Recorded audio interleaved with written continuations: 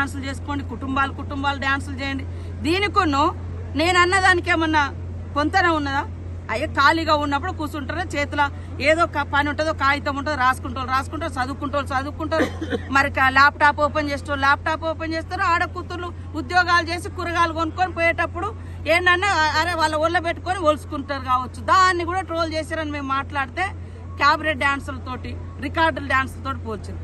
నిన్నటికి మొన్ననేమో నా మీద అసెంబ్లీలో మా అన్న, మా సోదరుడు మాకు రాఖీ కట్టించుకొని పాదాభివందనాలు చేస్తాడు. అట్లాంటి వాళ్ళ మీద కూడా మార్పింగ్ చేసిండు. ఇవాళ కొండ సురేఖ మీద అసలు మొన్న మేయర్ మా విజయలక్ష్మి, గద్వాల విజయలక్ష్మి మేయర్ మీద అరే ఎక్కడికన్నా పోతే ఇట్లా నెట్టుకుంటారు కావచ్చు, సెకండ్ ఇచ్చుకుంటారు కావచ్చు, మాట్లాడుకుంటారు కావచ్చు. ఇంత దుర్మార్గమా? అసలు ఎటుపోతుంది ఈ సమాజం? ఈ బీఆర్ఎస్ పార్టీ ఎటు తీసుకుపోతుంది? 1000 ఏళ్ళు వెనుకపోవాలన్నా ఆడవాళ్ళు ఇంకా బయటికి రావద్దా? పని చేసుకోకూడదా?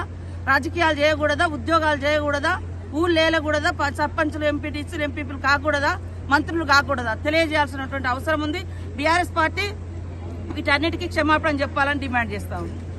టీఆర్ఎస్ పార్టీ ఆడవాళ్ల పైన, అది గ్రామీణ మహిళలు, బస్సులలో ఎక్కే మహిళలు క్యాబరెట్ డాన్సులు చేసుకోండి, రికార్డ్ డాన్సులు చేసుకోండి అన్నటువంటి దుర్మార్గులు మరి మొన్నటికి మొన్న నాకు సోదరుడు, నేను రాఖీ కట్టే సోదరుడు పొన్నమన్న, మరి అదే విధంగా ఇంకో మా రాజ్ ఠాకూర్ ఎమ్మెల్యే గారు అత్యంత పవిత్రమైనటువంటి అసెంబ్లీలో మేము కూర్చున్న ఫోటోలను కూడా మార్పింగ్ చేసి అత్యంత దుర్మార్గంగా వివరించారు.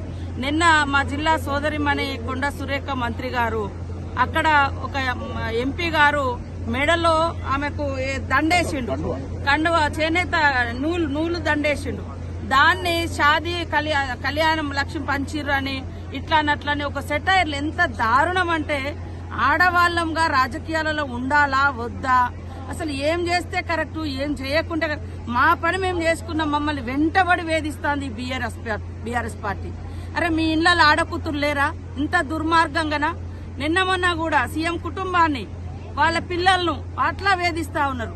అంటే వీళ్ళు మనుషులు కాదా? అసలు ఏం నేర్చుకున్నారు టీఆర్ఎస్ పార్టీ నాయకులు? బీఆర్ఎస్ పార్టీ బికారుల నాయకులారా, మీరు ఏం నేర్చుకున్నారని నేను అడుగుతా ఉన్నా. ప్రతి దాంట్లో మార్పింగ్ చేయడం లేదా సెటైర్లు చేయడం అత్యంత అవమానకరంగా ఆడవాళ్ల మీద. మీ ఇంట్లో ఏం చేసిరో దేశానికి అంతా తెలుసు. కానీ అయినా కూడా మేము ఆడకూతురులుగా మేము మాట్లాడలే ఆ సబ్జెక్టులు. ఈ రోజు మరి మొన్నటికి మొన్న ఒక ఎమ్మెల్యే ఇగో గాజులు వేసుకొని అంటారు, గాజులు వేసుకున్న వాళ్ళందరూ ఇక్కడ పనికిరాట. వీళ్ళందరూ మరి ఎన్నో పనులు చేస్తున్నారు, అద్భుతాలు సృష్టిస్తున్నారు, ఈ దేశాన్ని ఏలిరు, ఇవాళ ప్రపంచాన్ని ఏలుతున్నారు. కానీ ఆడవాళ్ళంటే ఇంత చులకన భావం, ఇంత దురహంకారం అటువంటి భావము.